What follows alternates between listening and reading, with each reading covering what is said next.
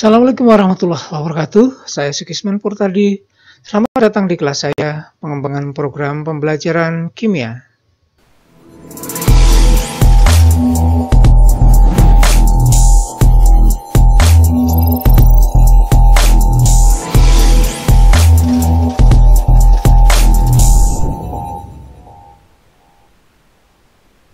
Kali ini kita akan membahas bab yang ketiga dari pengembangan program pembelajaran kimia, yaitu tentang kaldik, prota, dan promes.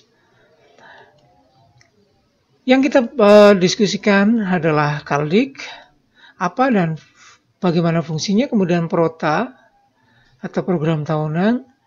Kita juga akan mendiskusikan tentang definisi, kemudian fungsi dan bagaimana pembuatan prota atau program tahunan.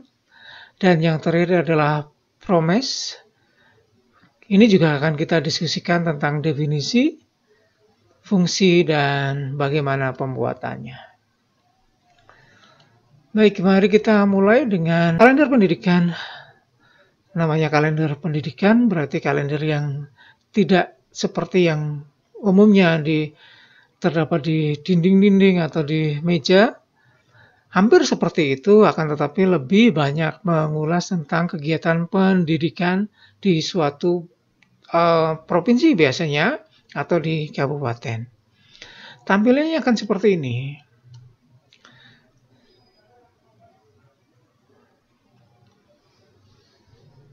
Ya, kalau Anda pernah melihatnya di dinding sekolah Anda, mungkin Anda akan melihat seperti ini kalender pendidikan. Misalnya ini tahun pelajaran 2020-2021.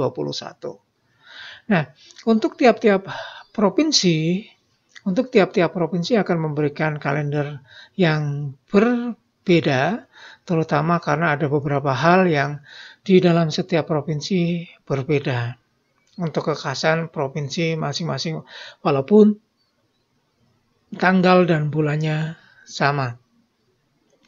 Nah, ada beberapa kegiatan nasional yang sama, tetapi di bagian tertentu kegiatan provinsi mungkin berbeda. Kita lihat seperti apa sih yang menjadi ciri khas dari kalender pendidikan. Anda akan melihat seperti ini. Di dalam kalender pendidikan biasanya akan terdapat angka-angka yang seperti di dalam kalender juga biasa, harinya juga sama, bulan-bulannya juga sama, akan tetapi di dalam kalender pendidikan biasanya menggunakan lambang-lambang yang menunjukkan kekhasan dari setiap atau sesuatu yang terjadi di hari-hari tertentu. Jadi misalnya di dalam kalender ini akan ada tanda lingkaran yang bergerigi gitu untuk menunjukkan hari pertama sekolah. Jadi ada legenda yang harus diperhatikan untuk setiap guru atau orang-orang yang berkecimpung di dalam pendidikan di provinsi tersebut untuk memperhatikan yang seperti ini. Misalnya kalau ada tanda yang ini, yang bergerigi ini, berarti hari pertama masuk sekolah. Kemudian kalau ada lingkaran disilang, ini libur umum. Kemudian segitiga hijau, pembagian buku laporan, dan seterusnya. Nah, untuk setiap provinsi, lambang-lambang ini bisa berbeda, tetapi untuk setiap kalender di bawahnya mesti ada penjelasan tentang arti dari lambang-lambang itu. Nah, ini adalah kalender pendidikan. Jadi apa yang dimaksud dengan kalender pendidikan? Nah, menurut Departemen Pendidikan Nasional tahun 2006, kalender pendidikan adalah pengaturan waktu untuk kegiatan pembelajaran siswa selama 1 tahun ajaran, yang mencakup permulaan tahun pelajaran, minggu efektif belajar, waktu pembelajaran efektif, dan hari libur. Oleh karena itu, fungsinya yang pertama adalah mendorong efektivitas dan efisiensi proses pembelajaran di sekolah supaya tahu kapan waktunya libur dan bagaimana kegiatan proses pembelajaran itu harus dilangsungkan gitu. Supaya tidak ada hari-hari yang terbuang percuma atau materi yang tidak disampaikan. Kemudian, kalender pendidikan ini fungsinya adalah untuk pedoman dalam penyusunan program tahunan atau prota, program semester atau promes, silabus, dan rencana pelaksanaan pembelajaran.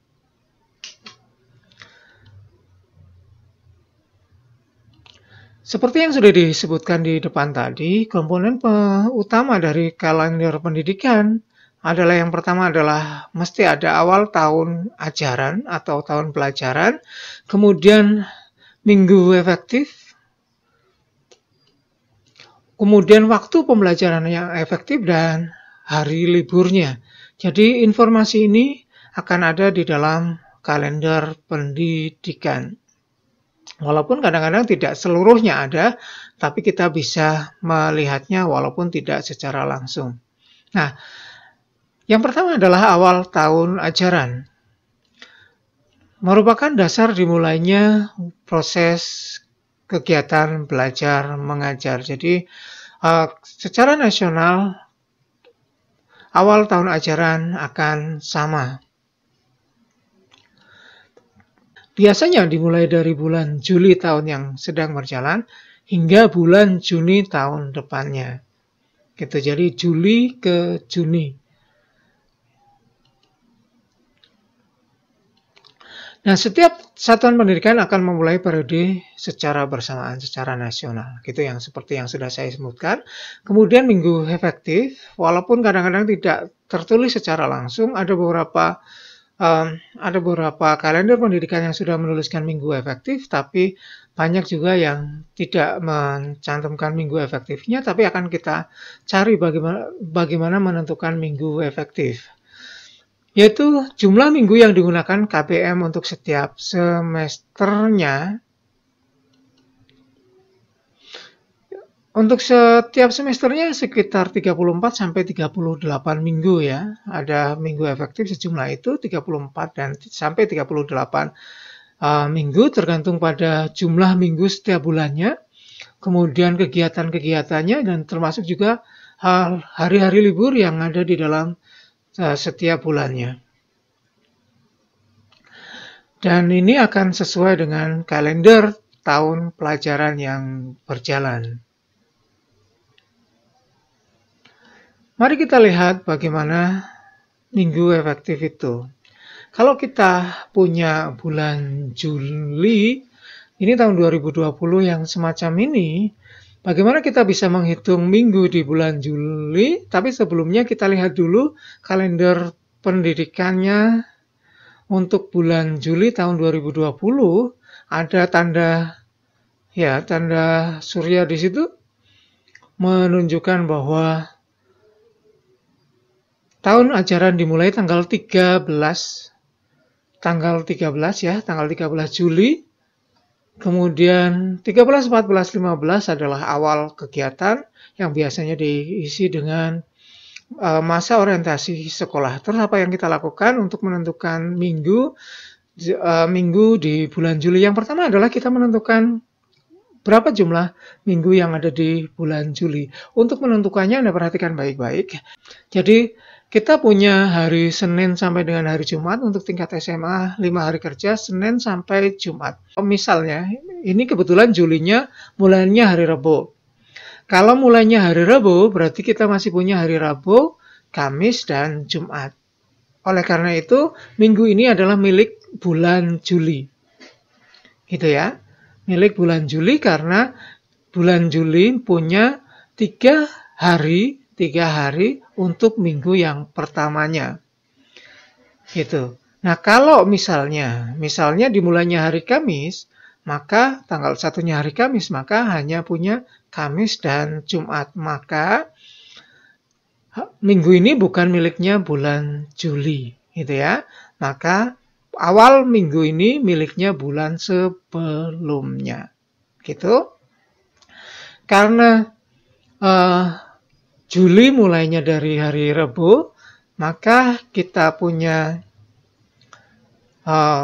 minggu yang pertama yaitu dari tanggal 1, 2, dan 3 itu minggu yang kita hitung sebagai minggunya Juli, maka kita punya 1, kemudian 6 sampai 10 itu yang kedua, kemudian 13 sampai 17 itu ketiga, 20 sampai 24 itu keempat, dan yang terakhir kita punya 27 sampai 31 itu adalah minggunya Juli. Gitu ya. Saya tidak mengkotak ini karena ada keterangan di bawahnya 31 itu adalah hari libur, hari raya Idul Adha. Gitu. Ya, jadi kalau kita bisa menuliskannya, jadi di bulan Juli ini punya 5 minggu. Minggu bulan Juli punya 5. Bisa jelas ya.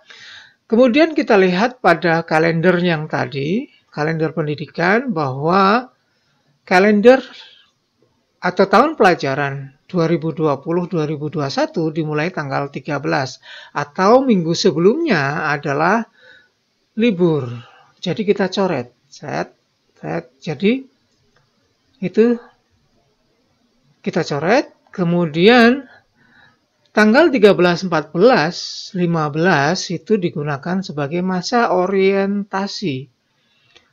Masa orientasi. Oleh karena itu, kalau kita coret pada bagian ini, maka tinggal hanya sisa 2 hari untuk minggu yang ketiga di bulan Juli. Oleh karena itu, minggu yang ketiga ini juga bukan minggu yang efektif.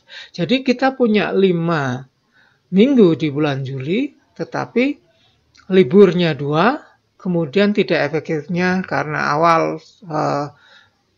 tahun pelajaran, maka dikurangi totalnya, pengurangannya menjadi 3.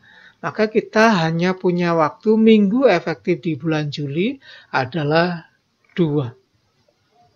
Jadi minggu efektif di bulan Juli jumlahnya hanya 2. Itu ya. Anda perhatikan lagi, Juli berakhir tanggal 31, kemudian Agustusnya mulai tanggal 1 itu Sabtu, Minggu itu tanggal 2, Seninnya tanggal 3. Nah, berarti tanggal 3 itu dimulai sebagai minggu pertamanya Agustus. Nanti silakan Anda tentukan berapa jumlah minggu efektif yang ada di bulan Agustus dengan cara yang sama. Oke, mudah-mudahan jelas untuk penentuan minggu efektif. Kita lanjutkan untuk waktu pembelajaran efektif. Kalau kita sudah menentukan minggu efektif, kita menentukan waktu pembelajaran efektif. Waktu pembelajaran efektif itu adalah jumlah jam pembelajaran untuk setiap minggunya. Ini adalah minggu dalam bulan tersebut dikalikan dengan jumlah jam untuk satu minggunya. Kalau kimia, kemarin kita sudah bicarakan tentang kurikulum, di kelas 10 itu 3 jam untuk setiap minggu. Jadi kalau bulan Juli tadi, jumlah pembelajaran efektifnya adalah 2 kali dengan 3. Jumlahnya adalah 6. Kalau Agustus misalnya ada 4, nanti berarti 4 kali 3. Jadi 12. Nah, kalau kelas 11, kalikannya dengan 4. Itu ya. Nanti akan bervariasi setiap bulan. Contohnya ini, yang sudah dihitung jadi seperti ini. Kalau misalnya di bulan Juli minggunya ada, maaf, ini tulisannya harusnya 5 ya. Di bulan Juli ada 5 minggu, kemudian minggu efektifnya ada 2, kemudian waktu pembelajaran efektifnya adalah 2 kali 3 untuk kelas 10 ya. Agustusnya ada 4, minggu efektifnya 3, maka dikalikan 3 ada 9 waktu pembelajaran efektif. 9 jam ya. 9 jam waktu pembelajaran efektif. Gitu ya, mudah dipahami. Kita lanjutkan, berikutnya adalah libur. Kalau kita sudah menentukan awalnya, kemudian minggu efektif dan waktu pembelajaran efektif, kita ketemu dengan libur, berarti tidak ada proses pembelajaran atau kegiatan belajar mengajar. Nah, libur itu termasuk di dalamnya adalah libur umum nasional, libur khusus untuk mungkin kegiatan-kegiatan sekolah, kemudian kegiatan daerah dan seterusnya, kemudian libur-libur keagamaan, libur akhir tahun, walaupun tanggalnya tidak merah, kemudian libur tengah semester dan libur antar semester. Itu. Termasuk juga adalah kegiatan-kegiatan sekolah yang menyita jam pelajaran untuk beberapa hari. Misalnya kegiatan ulang tahun sekolah, kemudian kegiatan ulang tahun daerahnya dan sebagainya, itu bisa dianggap sebagai, itu bisa diwaspadai sebagai hari libur yang tidak akan kita gunakan sebagai hari untuk menentukan proses KBM. Itu untuk kalender pendidikan. Kita sudah menentukan waktu minggu efektif dan waktu pembelajaran yang efektif. Nanti akan kita gunakan untuk kegiatan berikutnya, yaitu penentuan program tahunan. Apa sih yang dimaksud dengan program tahunan? Program tahunan adalah rencana penetapan alokasi waktu 1 tahun untuk mencapai tujuan, yang dalam hal ini adalah KI dan KD yang telah ditetapkan agar seluruh kompetensi dasar yang ada di dalam kurikulum seluruhnya dapat dicapai. Itu ya, itu program tahunan. Jadi rencana program pembelajaran selama 1 tahun. Ini fungsinya ada beberapa hal. Yang pertama adalah menata materi secara logis dalam 1 tahun, ya, sistematik dan hierarkis. Jadi walaupun di dalam kurikulum kita sudah menentukan,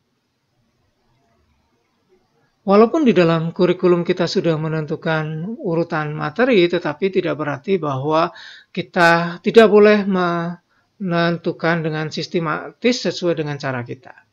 Ya, Anda boleh menentukan urutan pembelajarannya dengan sistematis yang menurut Anda lebih logis, lebih mudah diterima oleh siswa. Kemudian distribusi alokasi waktu untuk setiap pokok bahasan, ya. Kemudian mendorong proses pembelajaran menjadi efektif, terutama karena dengan melihat rencana 1 tahun, kita akan melihat apakah proses pembelajaran harus dilangsungkan dengan irama lebih cepat atau lebih lambat, apakah kita bisa melakukan remedial berapa kali dan seterusnya, seperti itu. Kemudian memudahkan guru untuk mengetahui target kurikulum per pokok bahasan atau per bulannya, karena sudah ditentukan dalam 1 tahun. Akan tetapi tidak berarti bahwa program 1 tahun itu tidak boleh berubah selama 1 tahun itu. Nah, kita bisa tetap merevisinya dan kemudian kita kembangkan lagi untuk tahun depannya. Untuk membuat program tahunan, yang pertama adalah kita menuliskan dulu identitas kita. Yang pertama adalah satuan pendidikannya atau sekolahnya, ya. Kemudian tahun pelajarannya, mata pelajarannya, dan kelas. Contoh yang saya berikan di sini adalah, misalnya satuan pelajarannya adalah SMA Negeri 1 Albani. Kemudian tahun pelajarannya 2020-2021. Mata pelajarannya adalah kimia, kelasnya adalah kelas 10. Itu ya, identitasnya dulu dituliskan. Kemudian baru kita membuat kolom semacam ini.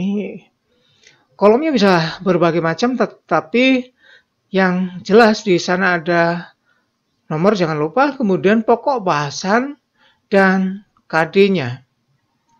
Karena KI akan sama, maka yang kita tetapkan untuk per kelasnya adalah KD. Contohnya di sini adalah untuk kelas 10, untuk nomor pertama pokok bahasanya adalah hakikat kimia, dengan alokasi waktu 6 jam untuk pokok bahasan itu. KD-nya KD 3.1 dan 4.1.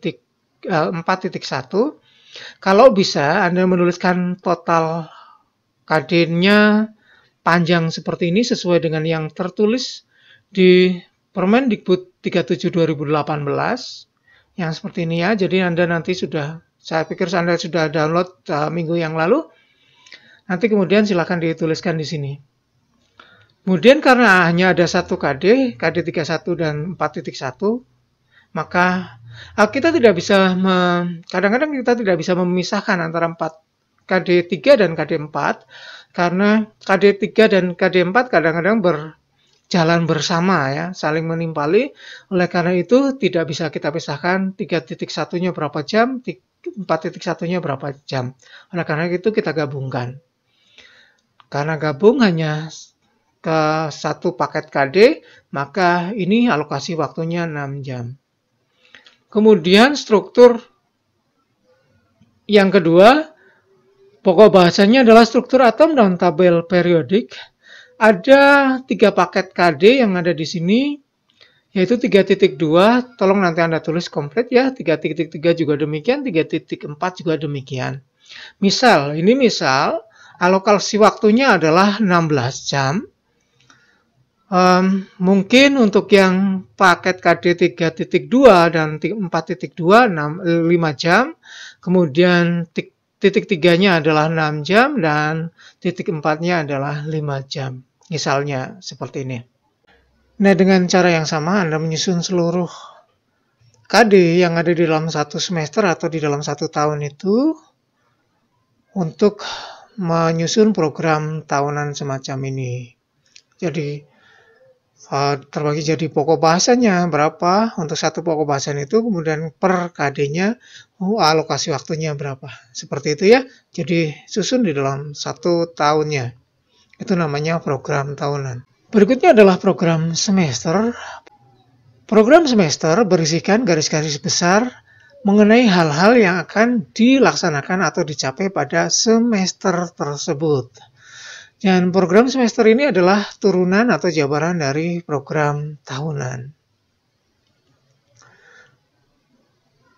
Fungsinya sama seperti tadi, hampir sama dengan program tahunan. Ini akan menyederhanakan tugas guru, kemudian menjadi acuan untuk kegiatan mencapai tujuan pembelajaran, untuk pola dasar dalam mengatur tugas dan wewenang dalam proses kegiatan, termasuk mungkin kalau misalnya Anda perlu laporan dan sebagainya, nanti akan bisa dilihat kapan mereka akan bekerja dan seterusnya. Kemudian sebagai pedoman guru, sebagai pedoman kerja bagi guru, tentang proses pembelajaran yang akan dilaksanakan, kapan akan ujian, kapan akan remediasi dan seterusnya. Nah, ini akan menjadi parameter yang bagus untuk efektivitas proses pembelajaran. Karena kita akan melihat apakah programnya sudah terlaksana atau belum. Salah satu evaluasinya adalah dari program ini. Selanjutnya kita akan mencoba untuk menyusun program semester. Hampir sama dengan program tahunan yang tadi. Cuma ada rincian untuk setiap bulannya. Nanti kita perhatikan. Yang pertama adalah identitas. Jangan lupa untuk identitas selalu ditulis dari satuan pendidikannya, tahun pelajaran, mata pelajaran, kelas, dan karena ini adalah program semester, maka dituliskan semesternya. Apakah semester gasal ataukah semester genap. Jadi ini akan diisi seperti ini, misalnya satuannya sama seperti tadi, cuma di semester gasal ya. Kemudian kita akan membuat tabel yang agak lebih panjang, seperti ini.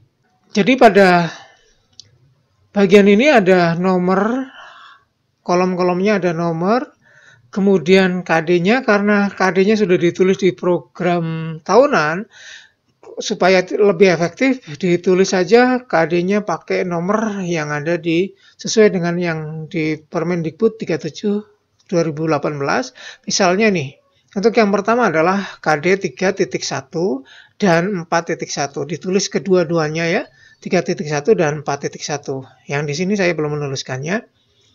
Materi pokoknya adalah metode ilmiah, hakikat kimia, keselamatan kerja, dan aplikasi kimia. Nah, pada beberapa pokok bahasan, pada beberapa KD, mungkin akan terdiri dari materi pokok yang terpecah-pecah yang bisa diuraikan menjadi alokasi waktu tersendiri. Akan tetapi kadang-kadang demi efektifnya beberapa materi pokok bahasan tidak dipecah menjadi satu-satu, misalnya 1,5 gitu kan, jadi agak susah gitu ya. Misalnya 1,5 jam pelajaran, setengah jam pelajarannya adalah materi pokok berikutnya, agak susah. Oleh karena itu sebagai contoh di sini saya gabung Tapi nanti Anda boleh menguraikannya satu persatu. Jadi materi A berapa, materi B berapa, alokasi waktunya C berapa, dan seterusnya. Nah, kemudian di dalam program semester ini, kalau di dalam program tahunan tadi kita tidak menyusun ulangan harian, itu include di dalam KD-nya tadi. Tadi kan hanya disebutkan KD-nya, karena ini sudah masuk penguraian materi pokok bahasan, maka di sana juga diuraikan ulangan hariannya akan berapa kali. Gitu. Misalnya saya menuliskan hanya 1 kali di sini, kemudian ada remedial dan pengayaan. Nah, program remedial dan pengayaan harus direncanakan di dalam setiap materi pokok bahasan. Boleh di dalam setiap materi pokok bahasan, boleh di dalam setiap KD. Kalau di dalam setiap KD nanti akan terlalu sering ya, terlalu banyak menyita waktu. Oleh karena itu biasanya dikumpulkan dalam satu pokok bahasan, ada remedial atau pengayaan. Remedial dan pengayaan tidak boleh dilakukan setelah ujian semester. Karena setelah ujian semester tidak ada lagi kegiatan belajar mengajar. Remedial dan pengayaan adalah bagian dari proses belajar mengajar, oleh karena itu masuk di dalam perencanaan ini. Contoh di dalam ini saya sebutkan materi pokoknya sudah itu, kemudian alokasi waktunya 4, kemudian ulangan hariannya 1 jam, kemudian remedial dan pengayaannya 1 jam. Jadi totalnya 6 jam seperti yang direncanakan dalam program tahunan. Jadi sama dengan yang di sana. Jadi tidak boleh berbeda antara program tahunan dengan program semester. Kalau sedikit berbeda, begitu Anda dari menyusun program tahunan, Anda sudah hampir pasti kemudian saat menyusun program semester, kemudian Anda berpikir ulang, maka tinjau lagi program tahunannya. Kemudian setelah itu, Anda akan menyebarkan di dalam minggu-minggu di dalam setiap bulannya. Contoh, yang tadi kita punya bulan Juli yang punya 5 minggu, akan tapi minggu 1-2-nya tidak efektif karena libur, maka kita blok. Itu maka kita punya sisa 4-5. Jadi Anda tambah kolom 5 untuk bulan Juli. 5 kolom untuk 5 minggu di bulan Juli, tetapi tidak berhenti di bulan Juli saja. Anda harus mengisi ke bulan-bulan berikutnya sampai semesternya berakhir. Jadi kalau misal berakhirnya di bulan Desember, berarti nanti Anda harus mengisinya dan seterusnya sampai bulan Desember. Misalnya saya tuliskan di sini Agustusnya ada 4, nanti sebelahnya ada Septembernya ada berapa, Oktobernya berapa, dan seterusnya. Ya, seperti itu. Angka di bawah kata bulan itu adalah minggu ke untuk setiap bulannya. Gitu ya. Kemudian Anda perhatikan ini. Karena di dalam 1 minggu itu kita hanya ada 3 jam pelajaran dalam kimia ya. Dalam 1 minggu itu ada 3 jam. Maka di minggu keempat kita hanya maksimalnya 3 jam. Padahal Anda perhatikan bahwa alokasi waktu untuk materi pokok yang dicantumkan di sini adalah 4. Karena kita hanya bisa menggunakan 3 jam untuk minggu yang keempat, maka kita kekurangan 1 jam untuk minggu yang kelima. Untuk minggu yang kelima ya. Jadi dituliskannya 3, kemudian 1. Tidak boleh di minggu keempat nuliskannya 4. Nggak boleh.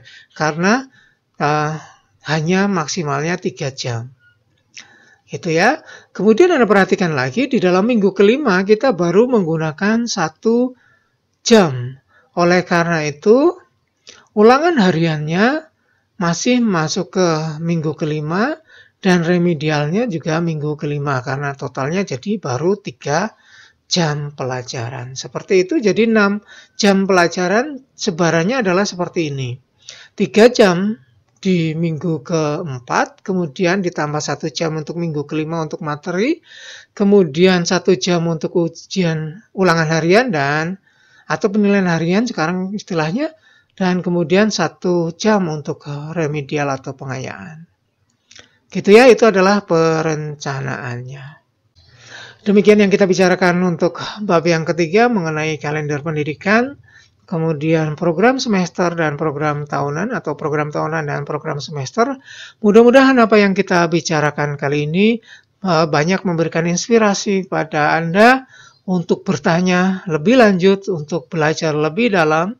Jika ada pertanyaan silakan sampaikan di dalam forum diskusi atau di komentar di video ini. Terima kasih atas perhatian Anda. Assalamualaikum warahmatullahi wabarakatuh.